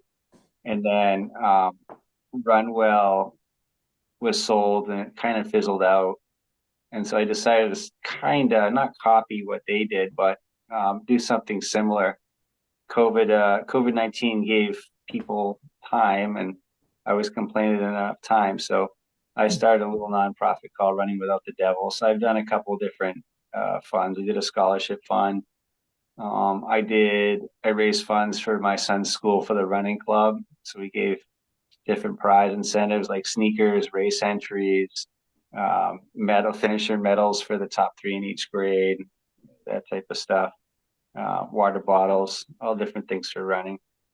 And I did a book one too. So I've written 3 books. One Wow. called Running Without the Devil. So you get the long version. This is just the abridged version of my story. You get the 365 pages or whatever it is, the longer version. I finished that in early 2021, but most of it was written in 2020, and then just finished the Well, can we editing. put that in our show notes? Oh yes, absolutely. All right. I'm typing away here as we speak. So, And then I wanted to write a kid's book about addiction. I just feel that it's never too young to teach the kids. My son's heard my interviews, heard my stories, all that good stuff. mhm. So I wrote a book called One Too Many Donuts. So I explain to kids that there's addiction to donuts, to sugar, to cell phones, to TV, to computers, to social media, illicit drugs, everything. Um, and some of the ways to curb your appetite are fitness and running. And there's help out there. There's resources. Talk to an adult, your doctor, or your counselor at school, or a parent. And then I did a race called the Cocodona 250, which was a trail race. It started in Phoenix, Arizona. Yep. Actually, the course was rerouted, but we ended up starting in Prescott, and then you finish in downtown Flagstaff, 250 miles and mostly trails. And I have a friend who's a mentor and an author and a speaker, and he texted me with, I don't know, I had 30 something miles to go. And so, I'm going to call him. I would just start not getting in a rough spot, but instead of texting, I'm just going to pick him up, take my mind off the suck. Mhm. And so, hey, Dave, like every aid station, like every section is like, it's almost like a chapter, it has its own little personality and all these stories. Like, well, there you go. I said, there we go. What? There you go. You just said it. I said, what? It's like a story. Each section has its own little personality. That's a chapter, right? You said, so why not make it in a book? I'm like, oh man, I was gonna maybe just like do like a race recap, like a race report, a blog. Like, you're killing me, man. Like, but then I'm like, yeah, maybe that's what I will do. Maybe that makes sense. And so I did the race the year before and didn't finish. Mhm. I ended up timing out at like mile 127. And the year before, we did like 100 miles of the course just to see if we want to do the race. So 2021 was the inaugural year. And Yes. then Yeah. I wasn't going to do it. And then I did, the progression from a 100 miler. And then where I didn't finish, I wasn't going to do it again. That was enough for me. And Now, what happened? What went sideways, and what did you learn? so a lot of people had a lot of issues the first day. There was 23 miles between aid stations, like near Crown King, Mhm. and no water. Everybody ran out of water. Ran out of 3 liters of water in 9 miles, and it was Mm. 95 degrees, and we had some around 10,000 feet of climbing in, and Mm. everybody had a hard time. It really set me back. And so I was able to rehydrate once we got to the aid station and eat and recover. But, I lost a lot of time like everybody else. And so then in order to keep going, I was putting food, but also like sugar and caffeine, whatever it was, whatever I could do to keep moving forward. And when I got to an aid station, between all the climbing and the sugar and caffeine, my heart was up. I couldn't really settle down and sleep. So Mm. the most sleep I got was, I think I probably got like 20 minutes total, 5 minute dirt nap here, 5 minute dirt nap there. And it was enough to keep me going, but it wasn't sustainable. So I Mm. ended up like I wasted time trying to sleep at different aid stations. And it got to a certain point where the course sweepers were running right behind me. And so Okay, sure. I'd walk into whatever it was, whatever the aid station was, number one, Henry Ward, 143 checking in, and then just go on the other side of the aid station, Henry Ward checking out, like grab some food really quick and keep going, try to make up time so that I can get to the next aid station and sleep. And, I would have had to, when I got to Jerome, I would have had to run like 7 minute miles to get to the next aid station and cross the Verde River on foot. And Oh And boy. that mental part too, like I'm sure you're already tired, but like that, I think so many of us have been in those situations where we're running against the clock, and the mental energy that it takes on you is exhausting. it was 90 degrees or whatever, 85 degrees. I had my Grinch fleece pajamas on, a puffy jacket, and a winter hat, and my poles, and I couldn't stay on the road. Like, aren't you warm? Like, I don't know. I feel cold. Like my body was just all messed up. And I couldn't even do like a 30-minute mile. I was like staggering, kind of trying to run. I was falling off the road, like the wide road. And What do you make of that, Fred? That doesn't sound good. Yeah.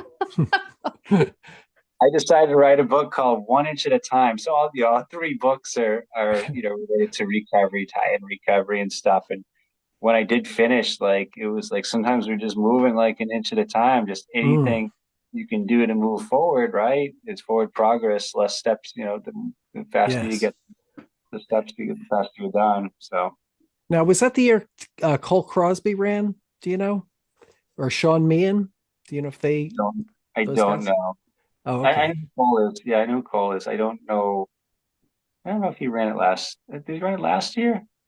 I thought it was the I year don't know. before. I could be wrong.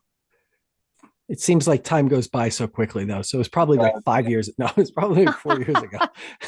I think it was like, yeah, it was Back just in yesterday. 2011. It was just Yeah, 20 I'm years ago. not sure. We've had our podcast for a while now. So I know that we talked to him about it at one point. So, um, 278 episodes. so tell us, could you tell us a little bit more about running with the devil and specifically how that works? Or running, excuse me, It's without the without the devil. devil. Sorry. Without the Important. Sorry. People ask what that is. Like the devil is like the old me, or it could be alcohol too, right? The devil Hmm. in me, the alcohol. Um, yeah, so I decided I was going to start a small nonprofit and kind of my way of giving back to the community.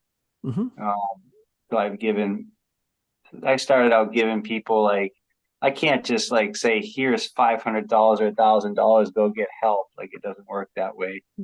So Mm. I ended up helping out a few people, but you have to like the idea was to give money to a treatment center and you give it anonymously. Um, and they can use it as grant money. They swear that's the honor system that they're not going to use it for, an office chair or coffee mugs or whatever, food for the week for them.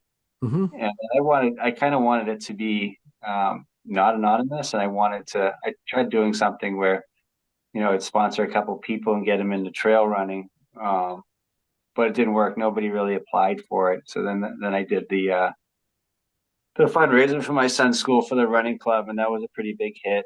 So I've done a bunch of different fundraisers, each of like the Boston quads, the Mesa Marathon quads. I did Hmm. 3 years in a row. I did a thing called Satan Sidewalk, 56.6 hour treadmill run. Yeah, with Oh, Ben double Double N, N. Yeah, Ben yeah. So Griffin. yeah, so I've done that. I did the 48-hour one this past December. Mm. I did for the running club one. I did a cul-de-sac run. My cul-de-sac is 0.13 miles. It's Oh, 13 houses. point Um, 0.13. yeah, yeah. What else have I done? I did a 24-hour run in the desert. I did a couple of those in the middle of the summer. Um, So do you have any fundraising efforts going on right now? Or Not right now. I'll Mhm. start doing Boston, as we get closer, probably the beginning of April.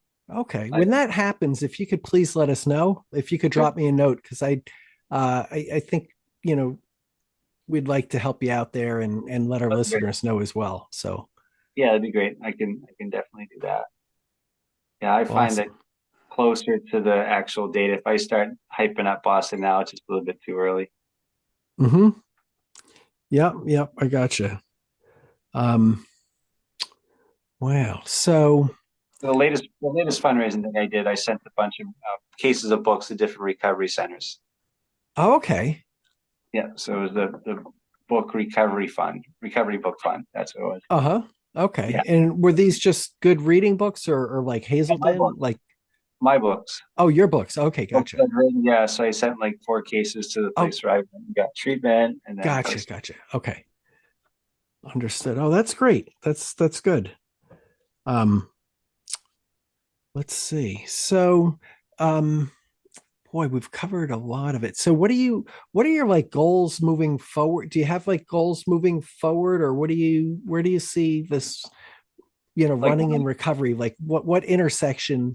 Like most people are heading towards like a crossroads in their lives. Either they've just been through one or they're heading towards one. So what would you say is the next crossroad in your life if you can identify that at this point? like I don't know. Like I don't have like For a deep question, Art. I don't It is. have. I'll just kind of take it a few different ways. I don't have any like bucket races that I want to do. Like I said, if I Hmm. could do this quad every year, that'd be pretty cool. But I don't like say, oh, I want to do like Yeah, this, I you know. get that because destinations are bullshit, right? I mean, the in my opinion, not that they're bullshit, but I think that like the idea of a process is what, like Yeah, like I just want it's to the do like journey of it. But anytime I do like these larger quad events or the Satan Sidewalk, I found it like you can reach bigger masses. Sometimes the media gets involved, or like podcasts like this. So thanks for having me on again. Um, it gives like running has given me a stage to share my story Mhm. and the larger event. And if I've kind of created the event, it kind of ends up giving me a little bit more weight, I guess.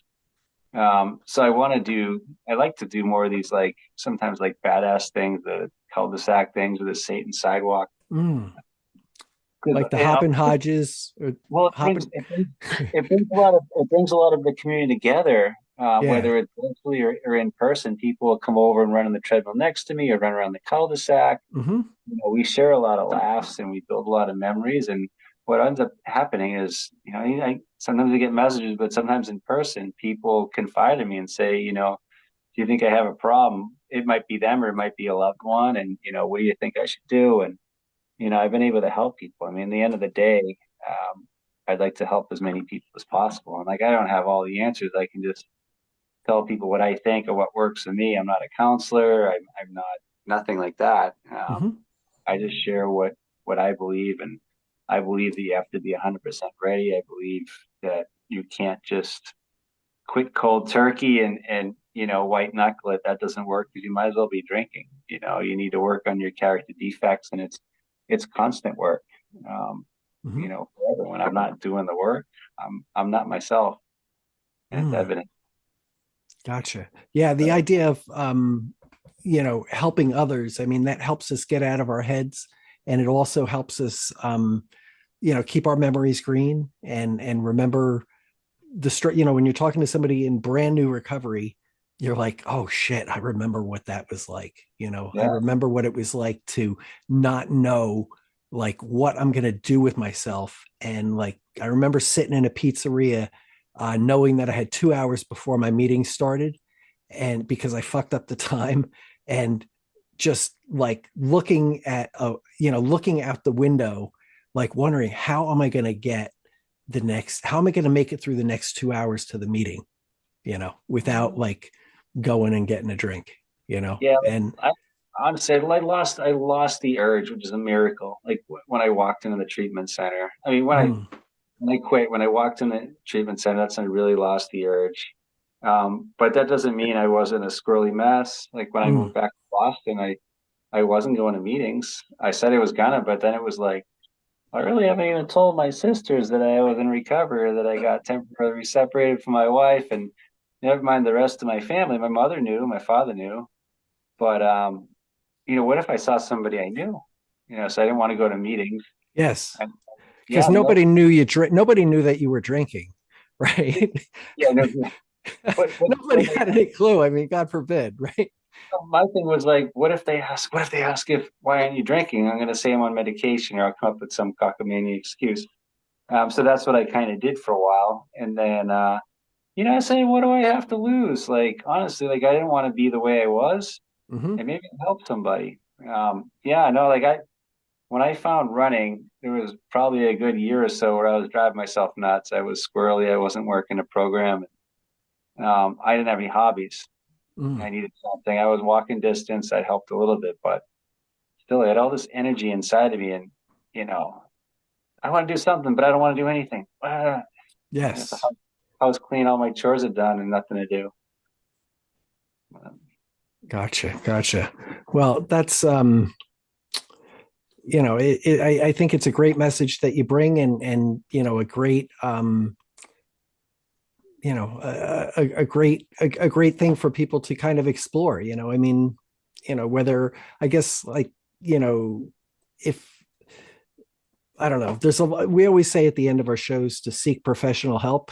Usually, if you've made it this far, is what we usually tell our listeners. But there is something to that. So I would say to the people, if there's somebody out there listening who's not sure if they're an alcoholic, although you probably do know whether you are or not. Certainly I'm not going to give you a test, but when you're in bed alone, you can probably tell your boss or your family that you are or you're not, or say whatever you want to them. But when you're sitting in there in your own head, um, Oh, you're the one who knows. At the end of the day, you're going to be the one who knows. yeah. And so there's a possibility. There's a life after this. You can have a change in your life. So and Henry, that's good to see. It's inspiring to see. I know that's not why you do this necessarily, but that's you bring strength to others by sharing your story and letting them know that, hey, this is where I was, this is what happened, and this is what it's like now. So 10 people might tell you, 5 people might tell you, like, you've inspired me to start fitness program. You inspired me to start running or to stop drinking, yeah. but there might be, you never know who's watching. There might be 100,000 people, 1 million people that you've impacted. You never know the impact. So Yes, that's absolutely true. I had somebody send us a note.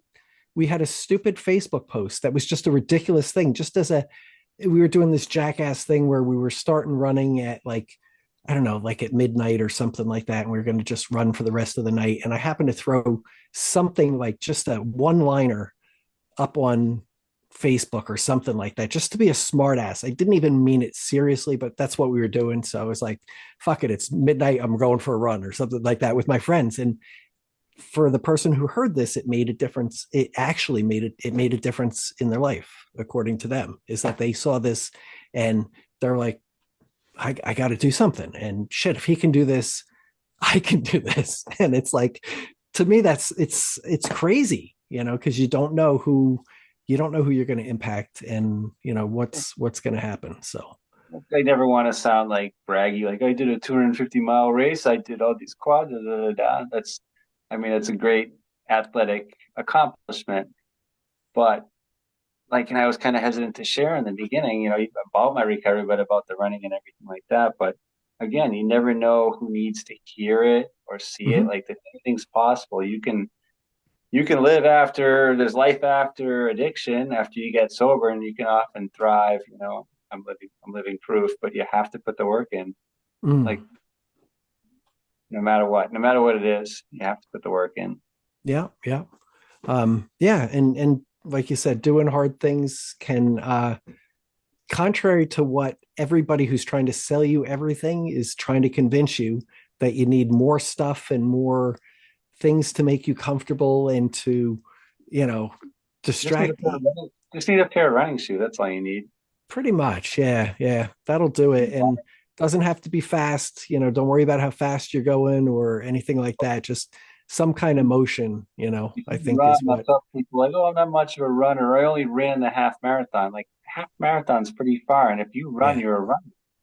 That's right. And, that's a good point too. Cause like sometimes we throw distances around here and stuff like that. But honestly, like, really, I remember one time I had a goal, like before I was a runner, I was like, if only I could motivate myself to run a mile a day. If I could ever do that, I would be in the best shape of probably anybody on the planet. Like, I was, but it's something, I think if you start doing something like that, who knows, who knows where that's going to take you. Once you're laced up and out the door, it can make a big difference. So getting out the door to half the battle. Yeah. Fred, now, Fred's had extensive experience with streaking and things like that. Fred, what are your takes on this? Always wear clothes while running. Yeah, okay, I was getting Fred. trouble wearing all my clothes. People have said to me that it's the hardest thing is to get out the door, and I never really felt that way. So it's not. It's a me problem. It's usually like while I'm out the door. The hardest part is somewhere in the middle, not getting out the door because I really enjoy it. But I think it's hard to start a running program, which is different from just getting out the door, right? It's because, if you're on your 100th run, getting out the door shouldn't be that hard, but your second one, That's probably not Mm. that easy. Like if I had And to run, I've been up since 3:45 in the morning. If I had to go out and get 3 miles in or whatever, or like strictly follow a training plan and go out for 10 miles tonight, like I think that'd be more stressful for me because I'd be more Mm. tired tomorrow too. I'm not a big fan of the rigid training program. I never have been. I feel like you have to kind of go by feel. Like you can have guidelines, but if Yeah, it's you're going to guideline. force yourself out for a 15 miler on Saturday when you have a little bit of a cold or something, you're just making trouble for yourself. So, And Mm. I don't believe in that. But for whatever works for people. I'm much less rigid than I used to be. Very good. So Henry, I have an important question. what's up? How's Pete doing? Pete Kostelnik. He's doing good. I was actually chatting with him this morning. He's up in Flagstaff. He was living down here in Tempe. Yeah, He had a pretty bad accident. I know. That's what I'm asking about because he has. I saw him post something where he had a Look very at his, ambitious year lined up, but look he at his, like had question marks as to whether he could do it. You I know. looked on his Strava. I just like I wonder, what he's doing right now. So he's running, right around 9-minute miles, which is a miracle. And I saw his race schedule for the year. I think the first big event he has is the Denali 135 up in Alaska, Yeah. Mm. and then maybe Badwater, Leadville, uh, and finishing the year with that Route 66, like 160 miler ultra Yeah. marathon that Marshall Elridge puts Yeah. on, Works race. Yeah. and, Mm. and Desert Solstice. So he's got lofty goals. I think he was supposed to do Cocodona. He put that off. But some of the other races are equally as badass, obviously. Yeah. Yeah, For people who don't know who are listening, Pete Kostelnik holds the record for the Transcon, but he's also just a great guy and a great runner. He did a solo run from Homer, Alaska to Key West just baby. because, Yeah, just to do it, Mm. like 95 days or something on his own with a baby stroller. yeah, Yeah, and he's just a good guy. super So. nice guy. Very good. Oh, and he won Badwater a couple of times, right? Yeah, And it's like, yep. yeah. Awesome. That's great. Hmm. Henry, thanks so much for for joining us. Now, if people want to get a hold of you or make a connection, what's the best way to do that? Would you say? So I'm on Facebook. I have a page, Running Without the Devil, same thing on Instagram, but my email is henry@runningwithoutthedevil.com, and my website is www.runningwithoutthedevil.com. I have a couple tabs on there about me. My Mhm. books are on there, personalized copies, and a bunch of other news segments that I've done, just video clips and whatnot is on there. So if anybody wants to get in touch with me, I guess the best way to do, instead of giving my phone number over the phone, is email me, that we can connect and possibly talk on the phone or meet up or whatever. Yeah. Excellent. Well, Henry, thank you so much. God, you got me thinking like we're doing like, I don't know, we're doing like double half marathons and I shit like that. totally been thinking about this Boston thing. Like I'm like, I want to do this tomorrow. Yeah. Well, But, we I got to mean, do except for that. Colchester this weekend, Yeah. actually. Yeah, that is this weekend. That is this weekend, yes. You Are can you Listen, going always- back? Henry, fly to Connecticut to do the Colchester half, double half, triple, whatever Art calls it that I can never figure out. The the Colchester double half marathons. So you could do the quad half or whatever, Yeah. Yeah. 8 half marathons. The double half. You can do it too. Remember, you always have a little bit more. Yes. That's true. I love it. I love your ideas. I think that's awesome. Like I Yeah. wanna do all that fun stuff. The master of Very corruption. And I want a special thanks, shout out again to Patrick for making the introduction here. So Yay, Patrick. we're We're gonna see him in a couple weeks, Heron, right? yes, yeah, we're going to Hale and back on Yeah. March 23rd. So So for the 6 hour there. So in person, yeah. Tell him we chatted. yep. No, I will. He definitely, yeah, he's a great guy in the community here, and glad that he made the introduction. I've taken a whole bunch of his recommendations, so we're kind of like on a little Patrick Heron series here. So Ask him about Bacon Man and ask him about our Tuesday morning runs. okay, all right. So you said Tuesday morning runs, and what was the other part? I didn't quite hear that. Bacon Man. Oh, okay. Bacon Man. He'll know. All right. Okay. Very good. So Henry Ward, thank you very much for joining us. Thanks, Becky. Thanks, Fred. For Thank all of our- you. Appreciate it. Yeah, I'm sorry to jump on you guys. So for all our listeners out there, if you've made it this far, of course, seek professional help, and we will see you all in a mile. Mile and a Mile and a half. half. All right. I'm going to edit this because it's too long. It's just a second. It's going to just Like, Smooth hop like in butter. here. Come on. you got this. I don't know why it's not starting here. I think it wanted to update this, and then like I'm having some computer issues here. But I'll pop in that music afterwards. We have closing music that we play right here. So Well done. All right. okay. Right, All right, closing. Henry, thanks again. Thanks And, for having me. Henry. Oh, could you send me a photo? Oh, there it goes. That's I'll beautiful. send you a photo. Okay, that would be great. And I'll send you a link when the episode drops, all right? That's good. Perfect. This is right on brand.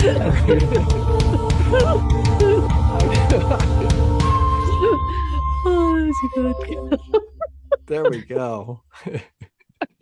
Smooth as Becky- silk art. That was Be beautiful. entertained, Becky, tonight. Oh I my can God, tell. that was really funny. It was pretty good. So Oh, that was good. That made me cry a little. oh, now it's playing again. That's gonna just keep playing. Can you hear about that? Oh, that's great. Oh, that's great. All right. I'll send you a photo tonight or tomorrow morning. Okay. Yeah, that would be And great. And Let me know if there's anything else you need. yep, I'll probably drop it by the weekend or something like that. So Sounds good. all right. Okay. Thanks, Fred. Thank you. Thanks so Nice to much. meet you, and hope Thank to you. see you around at Boston or something if you're Yeah. That'd be around spectacular. there. So okay. Thank Take you. care. Have a Yep. good night. Bye. Bye. Good night Thanks. now. Good Take night. care. See ya. Yep. Bye. Are All we right. staying? Yeah, I think we are for a second here. Okay. That was so funny. That was good. Of course. That couldn't have started like at a better time when you're like just start wrapping up. Like, all right, well, we'll just I'll add this in later. I guess it's not the music's not going to work tonight. Dun, dun. and then it starts And again. it plays again. Right? Oh, And I was losing it when I look up at my screen and I'm like, oh, look at that. It's me, Art, Henry. and Fred's cat's ass. Well, That is classic. it's Pet Appreciation Day, Becky. She decided to plunk herself on the keyboard, and I was like, all right, I appreciate you, kitty. My cat does it too. She'll like scroll across my whole keypad, but then like she hits all the buttons and then it goes crazy and I have to Oh, yeah. move her and she gets upset. Mm. She's clicked on different websites. She's done all kinds of different things. My cat, you guys didn't when I had to get up. So Oh yeah. my door isn't latching properly for whatever reason right now. The thing's not aligning or whatever. So I've been playing with the laser with the cat a lot, like getting the cat to run over. So now the cat's like just thinks I'm the coolest, so he always wants to hang out with me, as most cats do. So, but I didn't want him in the room tonight because then he keeps the door open and I can hear everybody else walking through the house. So I put a big bucket in front of the door, and he's 22 pounds.